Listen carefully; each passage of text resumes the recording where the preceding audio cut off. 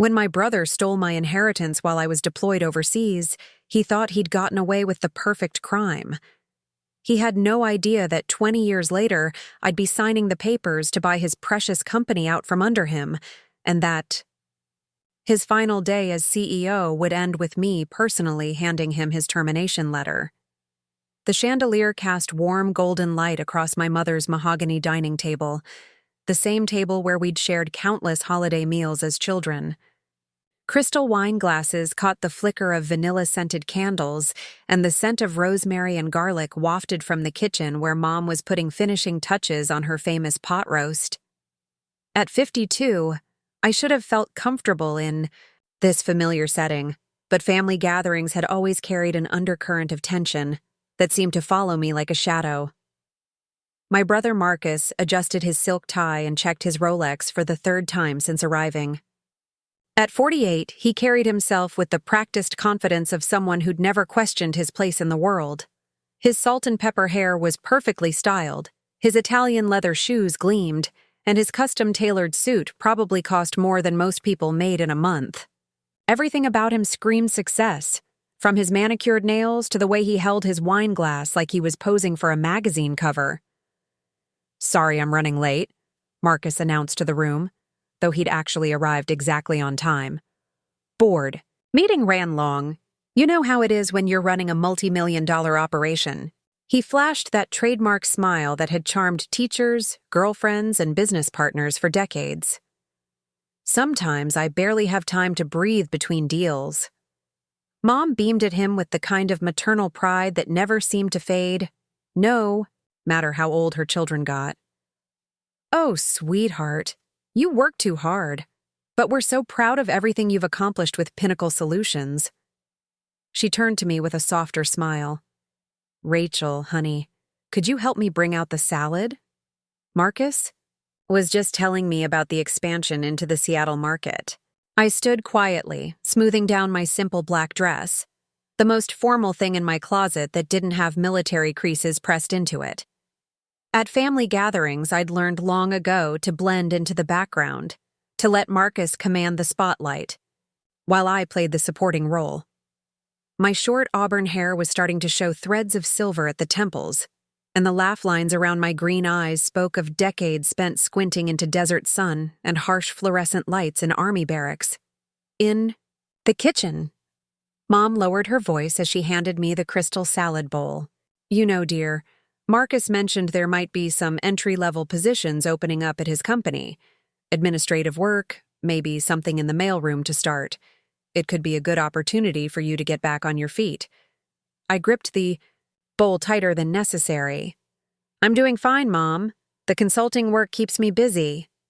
"I know, sweetheart, but you can't live on those little veteran benefits and odd jobs forever. You're not getting any younger, and Marcus has built something really impressive. Maybe it's time to let family help family." She touched my arm gently. "I worry about you in that tiny apartment, struggling to make ends meet. A woman your age should have some security."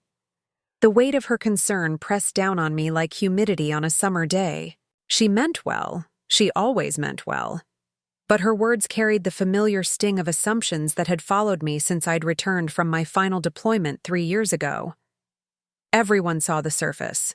A middle-aged female veteran living alone. No husband, no children, working what they assumed were small-time consulting gigs to pay the bills. Back in the dining room, Marcus was regaling Dad with stories from his latest business trip to Portland.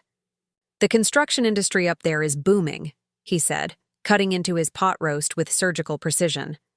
"Pinnacle's positioned perfectly to capitalize on the infrastructure projects. We're looking at a 40% revenue increase next quarter alone." Dad nodded approvingly, his weathered hands wrapped around his coffee mug. Even at 75, he maintained the posture of a man who'd spent 40 years building houses with his own hands before turning his small construction company into a regional success story. "That's good business sense, son. Diversification, strategic expansion. Your grandfather would be proud." The mention of Grandpa Frank sent a familiar pang through my chest. Frank Donovan had been the one person in our family who'd truly understood Me, who'd seen something in the quiet granddaughter while everyone else focused on the charismatic grandson. He'd served in Korea and Vietnam, and when I'd announced my intention to join the army at 18, he'd been the only one who hadn't tried to talk me out of it. "Rachel, you've been quiet," Marcus said, finally acknowledging my presence. "How's the job hunt going? Still doing those little computer repair things for neighbors?" I set down my fork carefully. "I do cybersecurity consulting for small businesses. It's actually quite—" "That's nice," he interrupted with the kind of dismissive smile that made my jaw clench. "But let's be realistic here. At your age, with your background, maybe it's time to think about something more stable, traditional. I could probably find you something at Pinnacle. Filing, data entry, something that doesn't require too much technical knowledge." The condescension in his voice was wrapped in concern, making it harder to call out directly. This was Marcus's specialty, delivering insults that sounded like favors, making you feel grateful for being belittled. He'd perfected this technique over decades, and our parents had long ago stopped seeing it for what it was. "That's very generous of you," I said evenly, "but I'm managing just fine on my own." Marcus chuckled and shook his head. "Rachel, honey, I know you want to be independent, and that's admirable, really. But you served your country, you did your duty, and now it's time to let your family take care of you. There's no shame in accepting help." Mom reached over and patted my hand. "Marcus is right, dear. You've proven yourself already. 20 years in the army. That's something to be proud of. But now you need to think practically about your future." The irony was suffocating. Here I sat, listening to advice about my future from people who had no idea what my present actually looked like. They saw what they expected to see: their daughter and sister who'd come home from the military without fanfare, who lived modestly, who kept her business dealings private. They never asked the right questions, never dug deeper than surface assumptions. "Besides," Marcus continued, warming to his theme, "the military doesn't exactly prepare you for the modern business world. Different skill set entirely. I've built Pinnacle from the ground up, learned every aspect of the construction and development industry. It takes years to understand market dynamics, client relations, financial planning at this level." I took a slow sip of wine, letting his words wash over me. The construction and development industry, market dynamics, financial planning. If only he knew how intimately familiar I was with all of these concepts, and how much more. Dad leaned back in his chair, studying Marcus with the kind of paternal pride that had always made me feel invisible. "You know, son, when your grandfather left you that trust fund, I wasn't sure you'd use it wisely. You were only 28, still figuring things out, but you turned that inheritance into something remarkable."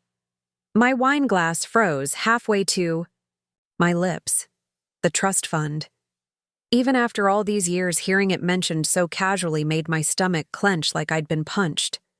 24 years ago, when Grandpa Frank had died during my second deployment to Afghanistan, I'd been unreachable for weeks during a classified operation. By the time I'd received word of his death, the funeral was over, the will had been read, and the money had already been transferred. "Grandpa always believed in investing in the future," Marcus said smoothly. "He saw potential in me, saw that I had the vision and drive to turn his legacy into something bigger. Starting Pinnacle with that seed money was the best decision I ever made." The familiar burn of injustice rose in my throat, but I pushed it down with practiced control. 24 years of carrying this secret. 24 years of watching Marcus build his empire on stolen foundations, while everyone praised his business acumen and financial wisdom. What they didn't know, what Marcus didn't know I knew, was that Grandpa Frank's original will had been very different. I'd found the real will among my grandfather's personal effects when I'd finally been able to go through his belongings during my leave 6 months after his death. Hidden in an old shoebox in his bedroom closet, along with his Purple Heart and faded letters from Korea, was a copy of his true final wishes. The bulk of his estate, the trust fund that had launched Marcus's business empire, had been meant for me. The original will had been specific. The money was intended to help his granddaughter transition back to civilian life when her military service ended, to give her the foundation to build whatever future she chose. There had been provisions for Marcus too, but significantly smaller ones. Grandpa Frank had seen something in me that the rest of the family missed, had recognized qualities that Marcus had never possessed, despite his charm and confidence. But I'd been unreachable, buried deep in military operations that didn't officially exist, when Grandpa Frank died suddenly of a heart attack. Marcus had been the only family member present when the lawyer read what everyone believed was the final will, a document that left him the lion's share of the inheritance. By the time I'd discovered the truth, too much time had passed. Too many legal hurdles stood in the way, and I'd been facing another deployment with no time or resources to fight a legal battle I probably couldn't win. So I'd carried the knowledge like shrapnel, painful and embedded too deep to remove safely. I'd watched Marcus build his success on money that should have been mine, had listened to decades of praise for his business brilliance while knowing the truth about his foundation. The family saw a visionary entrepreneur who'd transformed a modest inheritance into millions. I saw a thief who'd gotten lucky with timing and circumstance. The thing is, Marcus continued, oblivious to the storm brewing behind my calm expression, success in business isn't just about having good ideas. It's about execution, leadership, understanding people and markets. It's about having the vision to see opportunities that others miss. I nodded politely while calculating exactly how much his company was worth now, exactly how much of that value had been built on my stolen inheritance, and exactly how much interest had compounded over 24 years. The numbers were staggering, even by conservative estimates. Mom began clearing plates, and I stood to help her, grateful for the movement and the momentary escape from Marcus's monologue about market penetration strategies and client acquisition techniques. In the kitchen, she handed me dishes to rinse while chattering about neighborhood gossip and Dad's latest woodworking projects. "You know, dear," she said quietly while running water in the sink, "I hope you'll consider Marcus's offer seriously. He's worked so hard to build something substantial, and family should help family. You've done your service, paid your dues. There's no shame in accepting a little help to get established in a career that could actually support you long-term." I dried a plate with mechanical precision, thinking about the contracts I'd reviewed just that morning, the acquisition papers that would soon require my signature, the phone calls from lawyers and accountants who knew me by a very different title than the one my family used. "I appreciate the concern, Mom. I really do. But I'm not as financially insecure as everyone thinks." She smiled indulgently. "Oh, honey, I know you're proud, and that's wonderful. But pride doesn't pay the bills or build retirement savings. Marcus has offered to help, and frankly, at your age, you can't afford to turn down opportunities for much longer." The casual dismissal in her tone, the assumption that my life was somehow a failure requiring rescue, would have hurt more if I hadn't grown so accustomed to it over the years. This was the price of keeping my real circumstances private, of living below my means, of conducting my business affairs with discretion rather than fanfare. Back in the dining room, Marcus was showing Dad something on his phone, probably architectural renderings or financial projections, the kind of visual aids he used to emphasize his success. "This is the Portland project I was telling you about," he said, swiping through images. $36 million contract, largest single deal in Pinnacle's history. Dad whistled low. "Impressive, son. Really impressive." "It's all about positioning," Marcus explained. "Being in the right place at the right time with the right resources. That's what separates successful businesses from the ones that struggle to get by." I settled back into my chair, folding my hands in my lap to keep them steady. If Marcus only knew how right he was about positioning and timing, and how spectacularly wrong he was about who was actually positioned where. The evening wound down with coffee and Mom's apple pie, with more stories about Marcus's business triumphs and gentle suggestions about my need for more stable employment. I hugged my parents goodbye, accepted another business card from Marcus with the number for his HR department, and drove home through streets that looked exactly the same as they had when we were children. My apartment building was modest, a Akalau, converted warehouse in the arts district that I'd chosen specifically because it didn't scream success. The neighbors were artists, graduate students, and young professionals, people who minded their own business and didn't ask too many questions about what anyone did for work. My unit was on the 4th floor, accessible only by stairs, which kept casual visitors to a minimum. Inside, I kicked off my heels and poured myself a glass of wine, then sat at my kitchen table with my laptop and the thick manila folder I'd picked up from my attorney's office that afternoon. The acquisition documents were complex, dense with legal language and financial projections, but I'd been reviewing similar paperwork for months as part of the due diligence process. Pinnacle Solutions was indeed impressive, just as Marcus had been boasting all evening. The company had grown from a small construction outfit into a major regional developer, with projects spanning 3 states and annual revenues approaching $50 million. The growth trajectory was solid, the client base was diversified, and the management structure was professionally organized. What Marcus didn't know, what none of them knew, was that I'd been watching Pinnacle's progress for years, not with family pride, but with the calculating eye of someone who understood exactly how that success had been built and what it was really worth. The irony was perfect in its symmetry. Marcus had used my inheritance to build his empire, and now I was going to use my empire to reclaim what had always been mine, with interest compounded over more than 2 decades of patient waiting.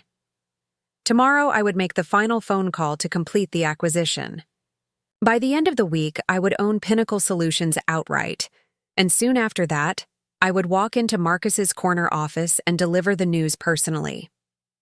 The family dinner had been educational, a reminder of exactly why this moment had been so long in coming and why it would be so deeply satisfying when it finally arrived. They still saw me as the struggling veteran sister who needed their help and guidance. They had no idea they'd been sharing dinner with the woman who was about to become their golden boy's new boss, and his last boss, if everything went according to plan. The next morning, sunlight streamed through the floor-to-ceiling windows of Marcus's corner office on the 32nd floor of the Riverside Tower.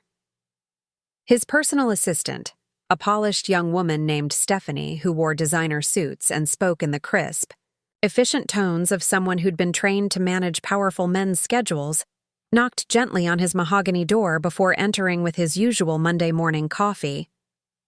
"Good morning, Mr. Donovan," she said, setting down the ceramic mug emblazoned with the Pinnacle Solutions logo. "Your 9 o'clock is here early, and the Portland development team is standing by for the 10:30 conference call. Also, your mother called to thank you again for dinner last night." Marcus leaned back in his leather executive chair, a piece of furniture that had cost more than most people's cars, and was positioned to take full advantage of the panoramic city view.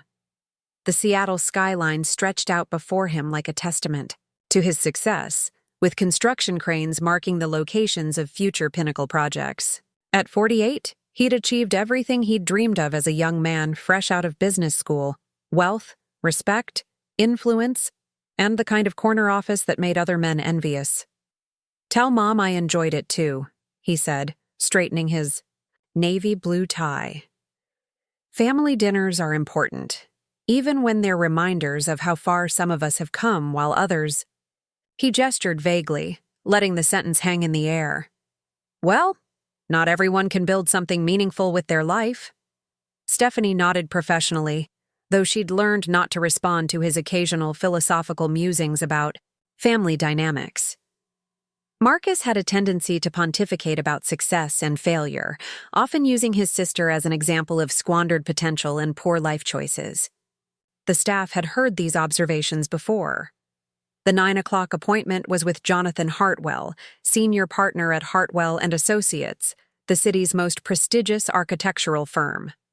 Jonathan was a silver-haired man in his early 60s, who wore hand-tailored suits and carried himself with the quiet confidence of someone who'd designed half the significant buildings in the Pacific Northwest. His partnership with Pinnacle had been one of Marcus's proudest professional achievements. "Marcus, my boy," Jonathan said, settling into one of the buttery leather chairs positioned in front of the massive desk. "Congratulations on the Portland contract. $36 million.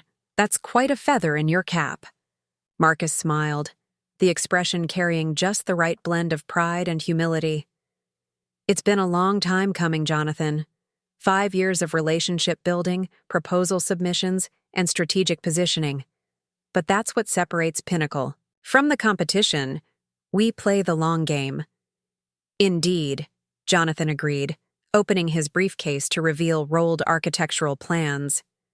"Which brings me to why I wanted to meet today. I've got something that might interest you, a project that could dwarf the Portland deal." Marcus leaned forward, his pulse quickening despite his attempt to maintain professional composure. Jonathan didn't make dramatic announcements lightly. When Hartwell and Associates talked about significant projects, they meant developments that reshaped city skylines and generated headlines in business journals. "I'm listening," Marcus said, gesturing for Jonathan to continue. Jonathan unrolled the plans across the polished surface of the desk, revealing detailed architectural renderings of a massive mixed-use development. The drawings showed soaring residential towers, sprawling commercial spaces, and integrated public areas that would transform an entire neighborhood. The scale was breathtaking, easily the largest single project Marcus had ever seen proposed for the region. "This is the Emerald Harbor development," Jonathan explained, pointing to various sections of the plan. 18 months in the design phase, another 6 months navigating regulatory approval. The client is ready to move forward with construction, and they specifically requested that we recommend a primary contractor. Marcus studied the drawings with the practiced eye of someone who'd spent decades in the construction industry. The project was ambitious beyond anything Pinnacle had attempted.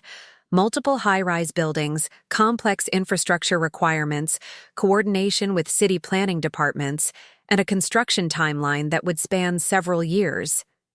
It was the kind of contract that could establish a regional construction company as a major player in the national market. "The projected value?"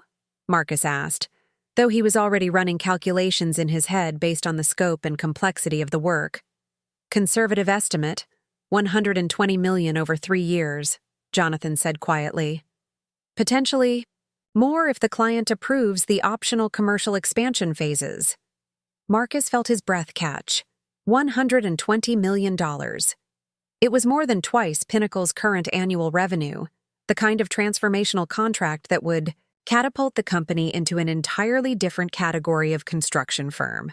This wasn't just business growth. This was the opportunity to build a legacy that would last generations. "Who's the client?" Marcus asked, forcing his voice to remain steady despite the adrenaline coursing through his system. Jonathan smiled enigmatically. "That's where things get interesting. The development is being funded by Meridian Capital Group, a private investment firm that's been making strategic acquisitions in the Pacific Northwest for the past several years. They're known for their discretion, their deep pockets, and their very selective approach to partnerships." Marcus nodded, though the name Meridian Capital Group wasn't immediately familiar. The investment world was vast and complex, with hundreds of firms managing billions in assets across various markets. What mattered wasn't the specific identity of the client, but their financial capacity and their apparent confidence in Pinnacle's capabilities.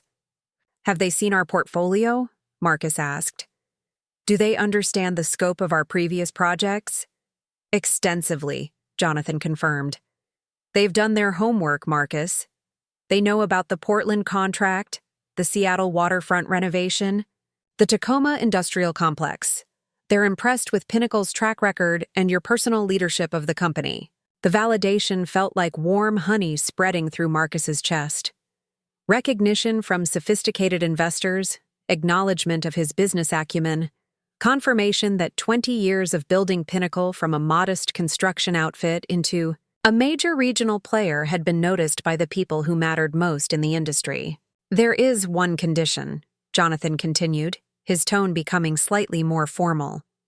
"Meridian wants to meet with you personally before making their final decision. They're very hands-on investors, and they insist on knowing exactly who they're partnering with." Marcus straightened in his chair, already mentally preparing for the kind of presentation that could define the rest of his career. "When and where?" "Thursday afternoon, 2 o'clock. They'll be conducting the meeting at their offices downtown." Jonathan handed him an embossed business card with an address on Fifth Avenue. "The managing partner will be handling the interview." Personally, Marcus glanced at the card, noting the expensive paper stock and minimalist design that spoke of serious money and refined taste. Meridian Capital Group's offices were in one of the city's most prestigious business districts, the kind of location that commanded respect and projected success. "This is exactly what we've been working toward," Marcus said, standing to shake Jonathan's hand. "Pinnacle is ready for this level of project, and I'm confident we can exceed their expectations." Jonathan gathered his plans and returned them to their protective tube. "I believe you can, Marcus. Your grandfather would be proud of what you've built with the foundation he provided." The mention of Grandpa Frank sent a familiar warm glow through Marcus's chest. Even after all these years, he felt a deep sense of gratitude for the inheritance that had made everything possible. Without that initial trust fund, Pinnacle would never have existed, and he'd probably still be working for someone else's construction company instead of building his own empire. "Grandpa always said that money was meant to be invested in the future," Marcus replied. "I like to think I've honored his vision by creating something that will outlast both of us." After Jonathan left, Marcus spent the rest of the morning reviewing Pinnacle's financial statements, project portfolio, and strategic development plans. The Emerald Harbor contract would require significant preparation and possibly some temporary hiring to handle the increased workload, but the long-term benefits were incalculable. Success with a project of this magnitude would position Pinnacle for even larger opportunities, potentially expanding into markets across the western United States.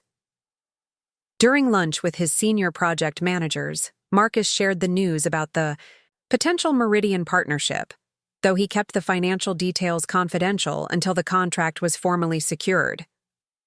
The team's excitement was palpable. Everyone understood that opportunities like this were career-defining moments that could transform not just the company, but everyone associated with it. "This is the kind of project that puts us on the map nationally," said David Chen, Pinnacle's lead engineer and Marcus's most trusted technical advisor. "The complexity alone will demonstrate capabilities that most regional firms never get to showcase." Marcus nodded, feeling the familiar surge of pride that came with leading a team of talented professionals who shared his vision for the company's future. "That's exactly right, David. This isn't just about the revenue, though that's obviously significant. This is about establishing Pinnacle as a major player in large-scale urban development." The afternoon passed in a blur of preparation activities.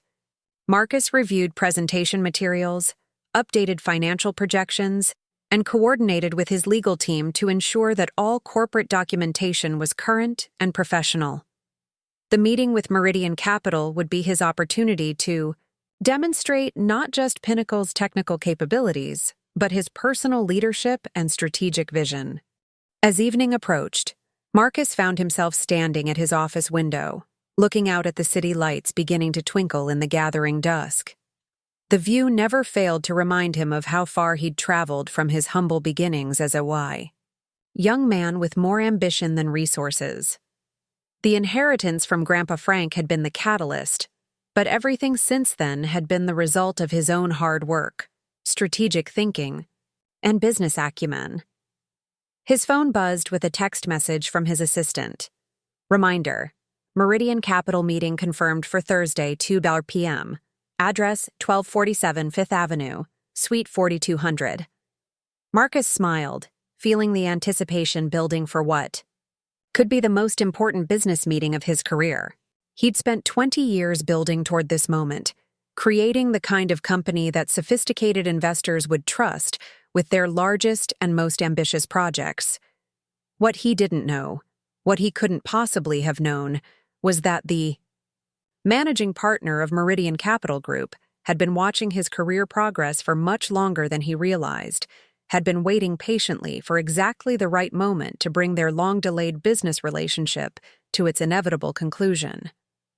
The meeting on Thursday would indeed be career-defining, though not in the way Marcus expected. The foundation that Grandpa Frank's inheritance had provided was about to shift in ways that would reshape not just Pinnacle Solutions, but Marcus's entire understanding of family, justice, and the true meaning of success.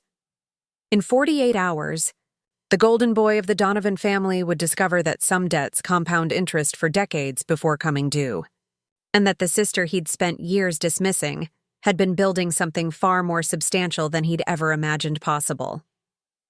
Tuesday morning arrived with the kind of gray Seattle drizzle that made the city feel like it was wrapped in gauze. I sat in my Honda Civic in the parking lot of Pinnacle Solutions, watching employees hurry through the light rain toward the gleaming glass entrance of what would soon be my building. The irony wasn't lost on me. I was conducting surveillance on my own future property from the front seat of a 10-year-old car that Marcus would probably assume I was making payments on. The building itself was impressive, a testament to the success that my stolen inheritance had built. 15 stories of steel and glass rising from a prime downtown location, with Pinnacle's logo prominently displayed across the top 3 floors. The architectural firm that had designed it specialized in buildings that projected authority and permanence, exactly the kind of statement Marcus would want his headquarters to make. My phone buzzed with an incoming call from Jennifer Walsh, my attorney and the only person outside my financial team who knew the full scope of what I'd been building for the past decade. Jennifer was a sharp-eyed woman in her mid-40s who specialized in corporate acquisitions and had earned her reputation by helping clients navigate complex business transactions with ruthless efficiency. "Rachel, good morning." Jennifer's voice was crisp and professional. "I wanted to confirm that all the documentation is in order for Thursday's meeting. The acquisition papers are ready for signature, and the transfer of ownership will be processed within 24 hours of execution." I adjusted my rearview mirror to get a better view of the Pinnacle building. "And Marcus has no idea what's coming?" "None whatsoever. As far as he knows, he's meeting with potential investors for the largest contract in his company's history. The shell company we used to purchase the outstanding shares has been completely discreet, and all the legal work has been conducted through intermediary firms that can't be traced back to you." The satisfaction of that statement settled in my chest like warm coffee on a cold morning. 3 years of careful planning, strategic acquisitions, and patient maneuvering had led to this moment. While Marcus had been boasting about his business acumen at family dinners, I'd been quietly buying up Pinnacle's debt, purchasing shares from silent partners, and positioning myself to take control of his empire with surgical precision. "What about the staff?" I asked, watching a group of employees in expensive suits walk toward the building's entrance. "I want to make sure the transition doesn't hurt people who weren't involved in Marcus's creative accounting practices." Jennifer's tone warmed slightly. She'd seen enough hostile takeovers to appreciate a client who considered the human cost of business decisions. "Most of the senior staff will be retained, assuming they want to stay. The financial audit we conducted showed that the questionable practices were limited to Marcus, and possibly his CFO. Everyone else appears to be clean." That was important to me. My quarrel was with Marcus, not with the hardworking people who'd built their careers at Pinnacle without knowing the truth about their CEO's origins. The construction workers, project managers, engineers, and administrative staff deserved better than to become collateral damage in a family dispute that had been brewing for over 2 decades. "There is one thing," Jennifer continued, her tone becoming more cautious. "We've discovered some additional irregularities in Pinnacle's financial records. It appears Marcus has been using company funds for personal expenses that go well beyond standard executive perks." I leaned forward in my seat, What kind of expenses? His downtown condo, the vacation home in Aspen, the boat, even some of his mother's medical bills from her surgery last year. Nothing illegal necessarily, but ethically questionable and potentially problematic for shareholders who weren't aware their investment was subsidizing his lifestyle. The pieces were falling into place with almost mathematical precision. Marcus hadn't just stolen my inheritance. He'd been building his entire adult life on a foundation of entitlement and questionable financial practices. The trust fund that should have secured my post-military future had instead funded 2 decades of luxury that he'd convinced himself he deserved. "Document everything," I said quietly. "I want a complete accounting of how my money has been spent." After ending the call, I sat in the parking lot for another 20 minutes, watching the rhythm of a business day beginning at what would soon be my company. The employees looked confident and purposeful, the kind of people who believed they were part of something successful and sustainable. In less than 48 hours, their world would shift dramatically, though I intended to make that transition as smooth as possible for everyone except Marcus. My phone rang again, this time displaying Mom's contact information. I hesitated before answering, knowing that family conversations had become increasingly difficult as the gap between their perceptions and my reality continued to widen. "Hi, Mom," I said, trying to inject warmth into my voice despite the complicated emotions churning in my chest. "Oh, sweetheart, I'm so glad I caught you," she said, her voice carrying that particular tone of maternal concern that had become increasingly familiar over the past few years. "I've been thinking about our conversation last night, and I really hope you'll consider reaching out to Marcus about that job opportunity." I closed my eyes, feeling the familiar weight of well-meaning family pressure. "Mom, I appreciate the concern, but I'm really doing fine with my current work." "Honey, I know you think you are, but Marcus mentioned that he might have an opening in their human resources department. It would be steady work, good benefits, the kind of security that someone your age needs to start thinking about seriously, the SAMT. Human Resources Department. Marcus wanted to offer me a job in HR at the company I was about to own. The cosmic irony was so perfect it almost made me laugh out loud. Instead, I gripped the steering wheel tighter and tried to keep my voice level. "What exactly did Marcus tell you about this position?" "Well, he said it would be entry-level naturally, since you don't have experience in corporate environments. But he thinks you could learn, and he's willing to give you a chance despite your unconventional background. He's always been generous. That way, willing to help family even when it might not be the most practical business decision. Despite my unconventional background. My 20 years of military service, including multiple combat deployments, advanced training in logistics and strategic planning, and leadership experience that most corporate executives never approached, was being characterized as an unconventional background that might make me unemployable in the civilian world. "That's very thoughtful of him," I managed to say without sarcasm.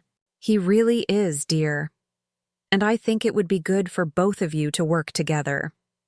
Marcus has always been protective of you, ever since you were children. He worries about your future, especially since you never married or had children to take care of you." The protective older brother narrative was particularly galling, considering that Marcus's protection had extended to stealing my inheritance while I was serving overseas. But family mythology was powerful, and Mom had spent decades constructing a story about her children that cast Marcus as the responsible success story, and me as the struggling younger sister who needed guidance and support. "Has Marcus ever mentioned Grandpa Frank's will to you?" I asked carefully, testing the waters to see how much family history had been revised over the years. "Oh, sweetheart, you know that was such a difficult time. Your grandfather's death was so sudden, and you were overseas where we couldn't reach you. Marcus handled all the arrangements, the funeral, the legal matters. He did such a good job managing everything during a terrible situation." "I'm sure he did," I said quietly. Did you ever see the actual will documents? Well, no, not directly. Marcus worked with the lawyers, and he explained everything to your father and me. Grandpa Frank left you some money too, remember? It wasn't as much as what Marcus received, but Grandpa always said Marcus had more of a head for business. That was news to me. According to Mom's understanding, I had received some inheritance from Grandpa Frank. I wondered what story Marcus had constructed to explain away the portion of the trust fund that should have come to me, and whether he'd actually set aside any money at all, or simply told the family that he'd handled my share appropriately. What happened to my portion of the inheritance? I asked, though I suspected I already knew the answer. Oh, honey, Marcus invested it for you, remember? He said you were too young and too far away to make good financial decisions, so he put it into some kind of fund that would grow over time. He's been managing it all these years, waiting for you to be ready to use it responsibly. The audacity was breathtaking. Marcus hadn't just stolen my inheritance, he'd convinced our parents that he was carefully managing it on my behalf, positioning himself as the responsible family financial advisor while using my money to build his personal empire. Every success he'd achieved, every promotion he'd celebrated, every expansion of Pinnacle Solutions had been funded at least partially by money that belonged to me. That's interesting, I said, my voice carefully neutral. I should probably talk to him about accessing that fund, especially if I'm going to be making some career changes. Oh, that's wonderful, dear. See, I knew you'd come around to seeing things practically. Marcus will be so pleased that you're finally ready to accept his help. He's always wanted what's best for you. After ending the call, I sat in the parking lot for another hour, processing the full scope of the deception that had shaped my family's understanding of the past 24 years. Marcus hadn't just stolen from me. He'd constructed an elaborate fiction that cast him as my protector and financial guardian while systematically looting the inheritance that was meant to secure my future. The rain had intensified, turning the eye. Windows of my car into a kaleidoscope of reflected city lights. Through the distorted glass, Pinnacle Solutions looked like a shimmering monument to successful theft, a temple built on foundations of family betrayal and financial fraud. But that temple was about to change ownership, and its false prophet was about to discover that some sisters keep much better records than their brothers realize. Thursday's meeting would be educational for Marcus in ways he couldn't begin to imagine. I started the engine and pulled out of the parking lot, driving through the gray Seattle streets toward my attorney's office where we would finalize the last details of an acquisition that had been 24 years in the making. By Thursday afternoon, the Donovan family's golden boy would learn what accountability looked like when it came with a price tag that included 2 decades of compounded interest. The rain had stopped by Wednesday morning, leaving Seattle washed, clean and gleaming under a pale sun that struggled through breaking clouds. I stood in my home office, surrounded by the carefully organized documentation of a decade-long investigation that would have impressed my old intelligence officers from the Army. Financial records, corporate filings, property deeds, and bank statements covered every surface, the paper trail of a life that my family had never bothered to examine closely enough to understand. The irony of their ignorance wasn't lost on me. They'd spent years worrying about my financial stability while I'd been methodically building one of the most successful private equity portfolios on the West Coast. Every family dinner where they'd expressed concern about my modest lifestyle had occurred while I was managing assets worth more than Marcus's entire company. Assets that would soon include his company as well. My laptop displayed the secure dashboard of Meridian Capital Group, the investment firm I'd founded 8 years ago using a combination of military disability benefits, strategic investments, and the kind of patient capital accumulation that civilians rarely understood. The name was carefully chosen. Meridian, the highest point of celestial bodies, the moment when hidden things become visible. It had taken me years to position myself for this moment of revelation. The numbers on the screen told a story that would have shocked my family into silence. Total assets under management, $437 million. Portfolio companies, 23, spanning everything from technology startups to manufacturing operations to real estate. Development. Annual returns, consistently in the top 5% of comparable investment firms. Client satisfaction ratings, impeccable. None of it had happened overnight. The foundation had been laid during my final years in the Army, when advanced training in logistics and strategic planning had taught me to think systematically about complex problems with multiple moving parts. Military intelligence work had honed my ability to gather information, analyze patterns, and construct long-term operational plans that could adapt to changing circumstances.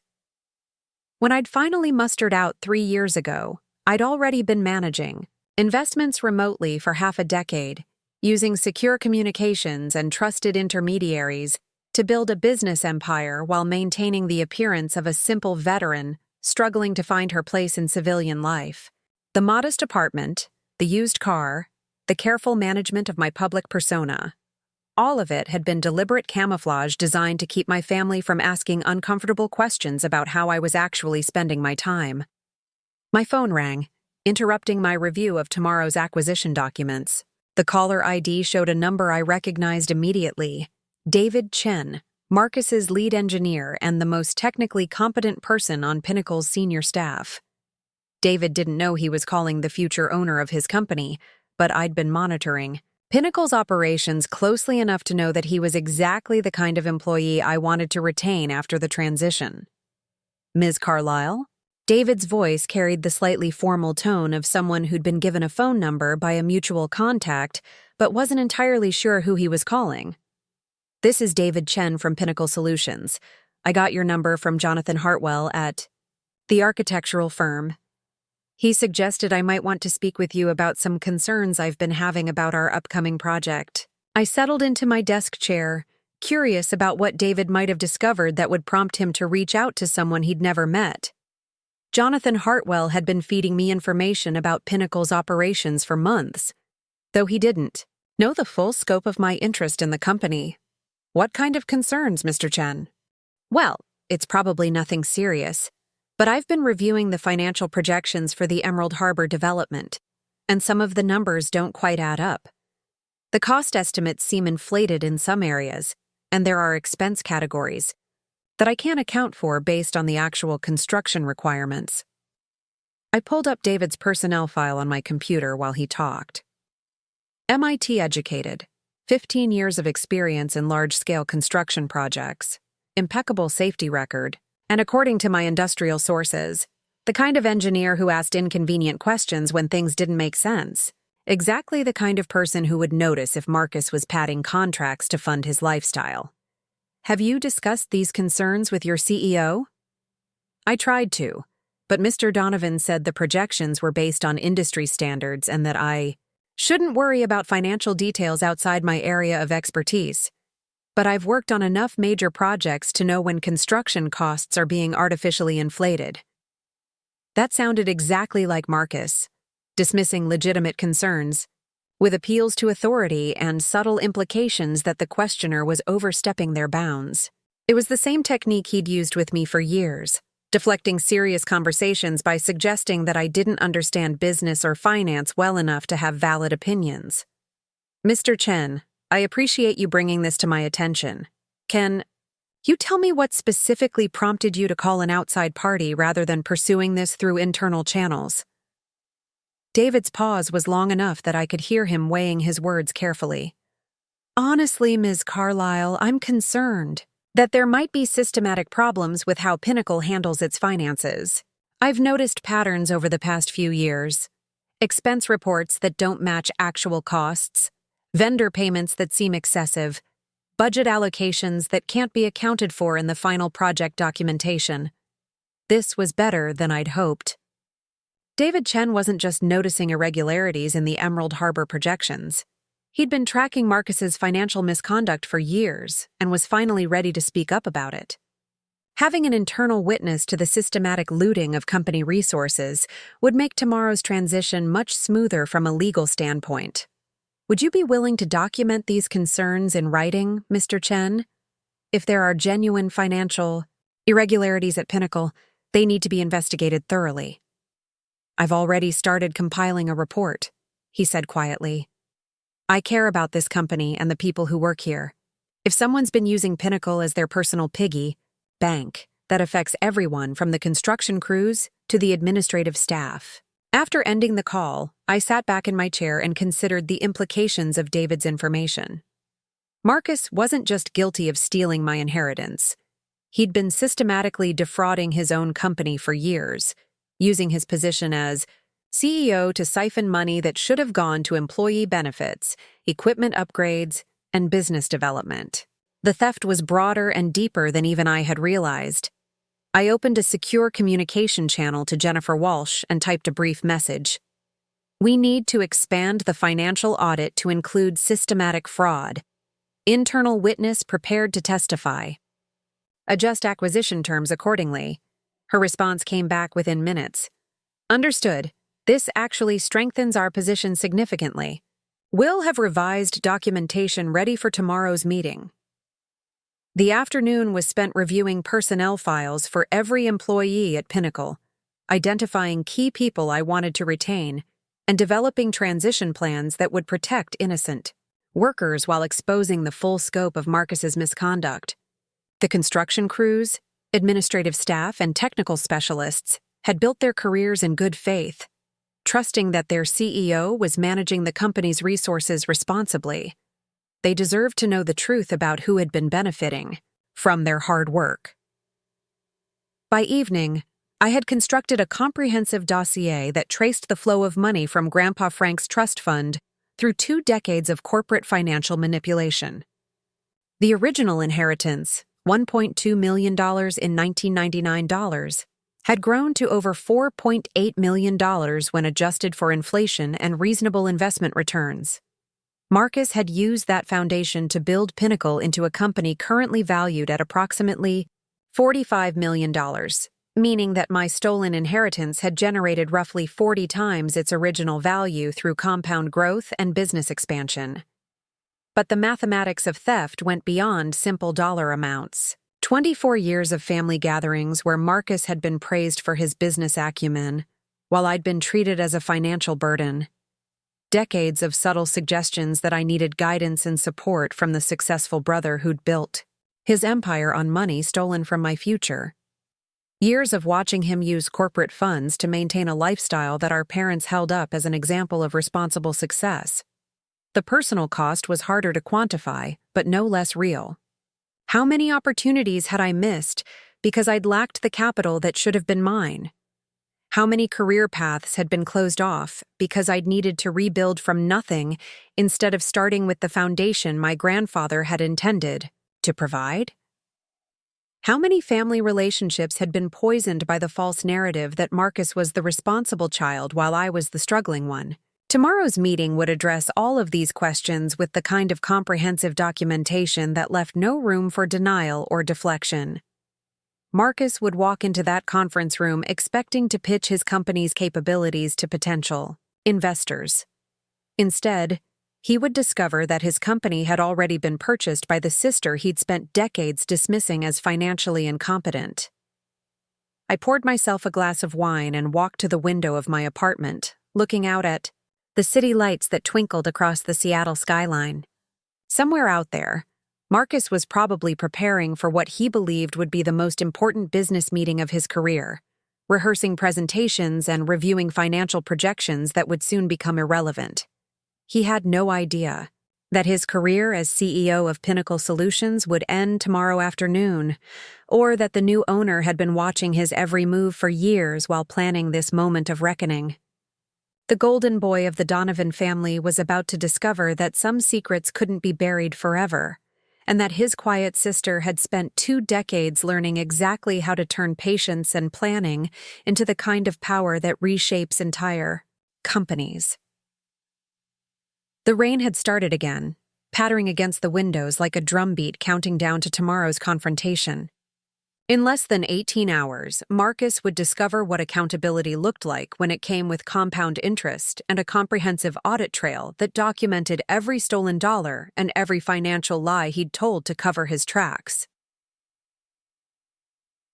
Justice had been delayed for 24 years, but it had never been forgotten.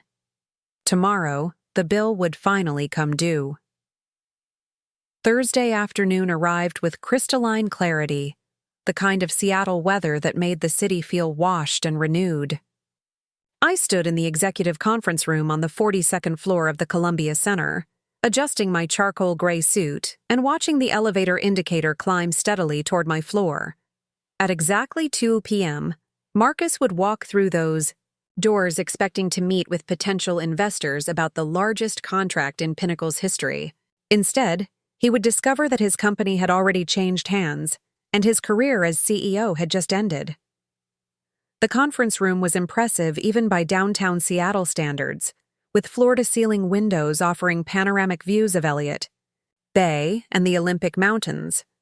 The mahogany table could seat 20 people comfortably, and the leather chairs were the kind that whispered expensive taste and serious money. Everything about the setting was designed to project authority and permanence, exactly the impression I wanted Marcus to have before his world collapsed. Jennifer Walsh sat across from me, her briefcase containing the signed acquisition documents that would transfer complete ownership of Pinnacle Solutions to Meridian Capital Group. The transaction had been completed that morning, processed through a series of shell corporations and intermediary firms that had kept my identity hidden until this moment. Legally, I had owned Marcus's company since 11:47 a.m. Now came the pleasure of informing him. My phone buzzed with a text from David Chen. Financial irregularities documented. And ready for review. Happy to discuss transition plans whenever convenient. David didn't know it yet, but he was about to become Pinnacle's new chief operating officer, assuming he wanted the position. His integrity and technical competence made him exactly the kind of leader the company needed as it moved beyond the Marcus Donovan era. The employees who had built Pinnacle's reputation through honest work deserved leadership that matched their values. The elevator chimed softly, and I heard familiar voices approaching down the hallway. Marcus was speaking in the confident tones he used when trying to impress potential clients, probably regaling his companion with stories about Pinnacle's growth, trajectory, and market positioning. His voice carried that particular blend of pride and ambition that had characterized his approach to business for as long as I'd known him. The Emerald Harbor development represents exactly the kind of transformational opportunity that Pinnacle has been positioning itself to capture, Marcus was saying as footsteps approached the conference room. Our track record with large-scale projects speaks for itself, and I'm confident that Meridian Capital will find us to be the ideal partnership for this venture. The conference room door opened, and Marcus strode in with the easy confidence of someone who'd never doubted his welcome in rooms like this. He wore his most expensive suit, his silver hair was perfectly styled, and his Italian leather briefcase probably contained presentation materials he'd spent hours perfecting. Behind him walked Jonathan Hartwell, who caught my eye and nodded almost imperceptibly, a signal that everything was proceeding according to plan. Marcus extended his hand toward me with a practiced smile, clearly assuming I was some kind of assistant or junior associate who would facilitate his meeting with the actual decision-makers. Good afternoon, I'm Marcus Donovan, CEO of Pinnacle Solutions. I'm here for the 2 o'clock meeting with Meridian Capital's managing partner. I stood slowly, savoring the moment that I'd been anticipating for 24 years. Hello, Marcus. Please, have a seat. His expression shifted from confident to confused as he recognized my voice, but struggled to process what my presence in this setting might mean. His eyes darted around the conference room, taking in the expensive furnishings and panoramic views, then back to me with growing bewilderment. Rachel, what are you doing here? I'm supposed to be meeting with investors about a major development project. You are, I said calmly, gesturing toward the chair across from me. I'm the managing partner of Meridian Capital Group. We have quite a bit to discuss about your company. The color drained from Marcus's face as the implications began to sink in.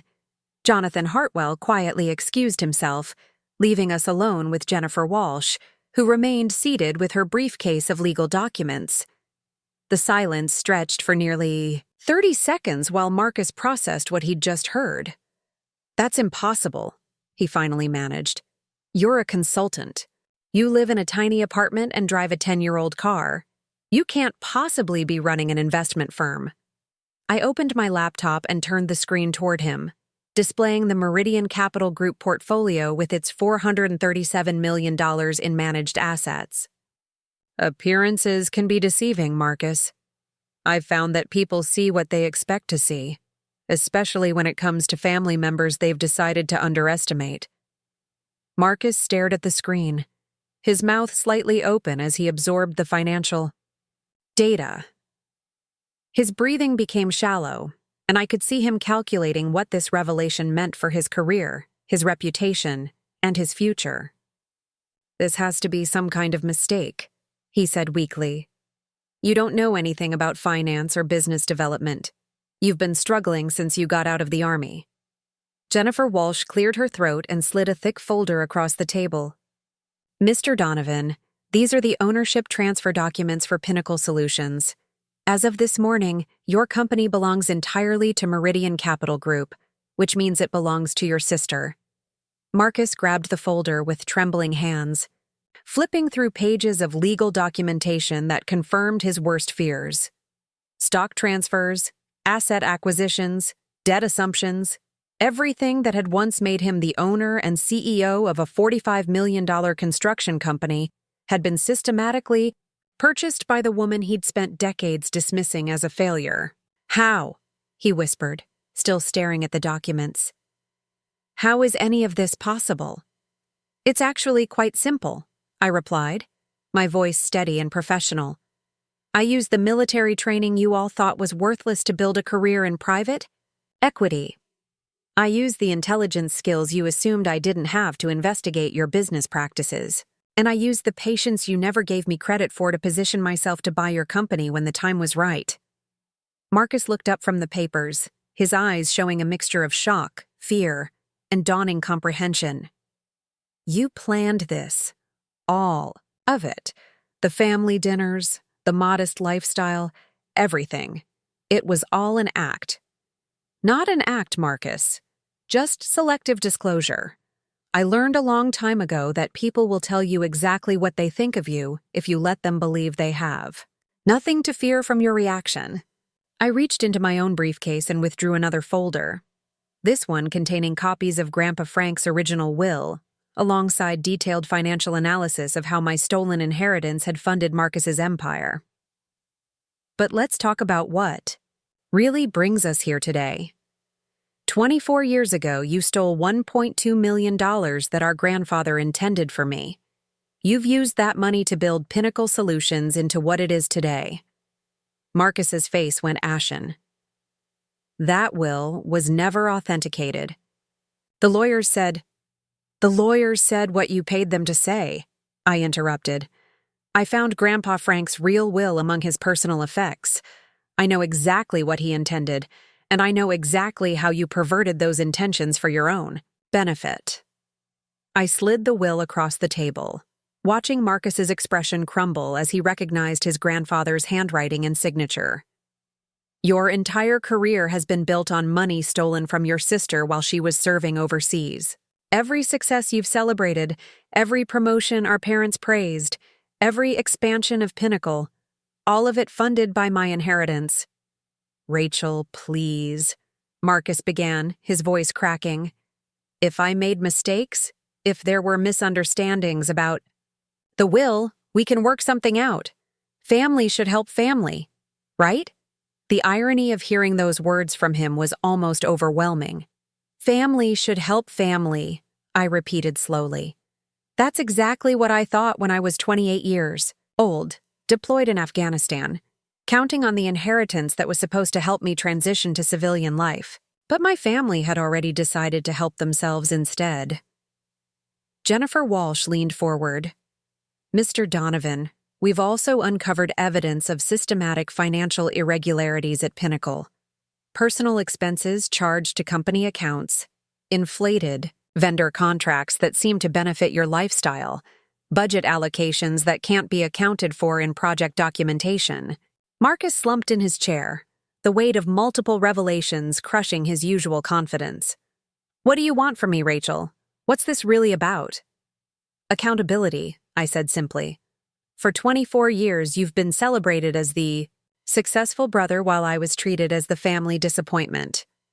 Our parents worried about my financial stability while you were literally stealing from me to fund your success.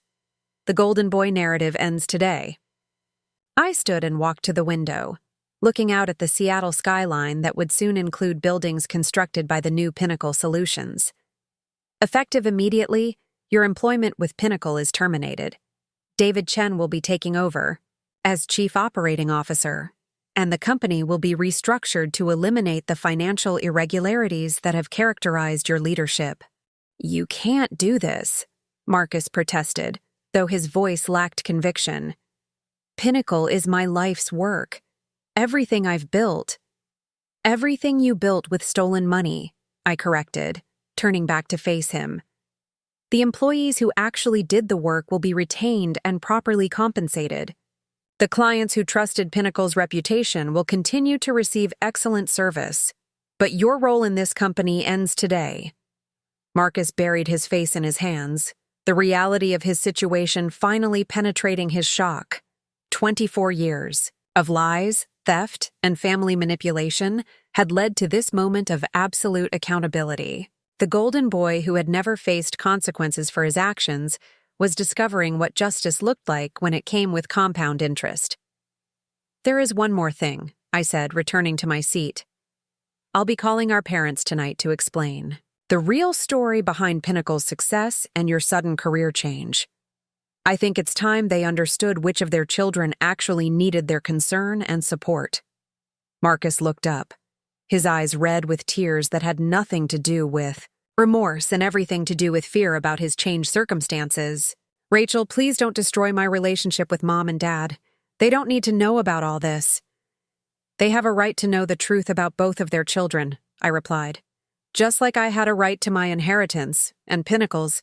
Employees had a right to honest financial management, and every person who praised your success deserved to know it was built on theft." Jennifer Walsh closed her briefcase and stood to leave. "Mr. Donovan, security will escort you to your office to collect personal belongings. All company property, including vehicles and electronic devices, remains with Pinnacle. Final paperwork will be processed through our legal department." As Marcus was led away by building security, his shoulders slumped in defeat, I remained in the conference room looking out at the city that had witnessed both his rise and fall. 24 years of patient planning had culminated in less than 30 minutes of conversation, but the impact would reshape not just Marcus's life, but the entire understanding of our family's history. The golden boy era was over. Real leadership could finally begin. If you've ever been underestimated by family members who should have known better, or if you've had to fight for recognition that others received without effort, make sure to subscribe and hit that notification bell. Sometimes the quiet ones are building something extraordinary, while everyone else is busy celebrating the wrong person's success.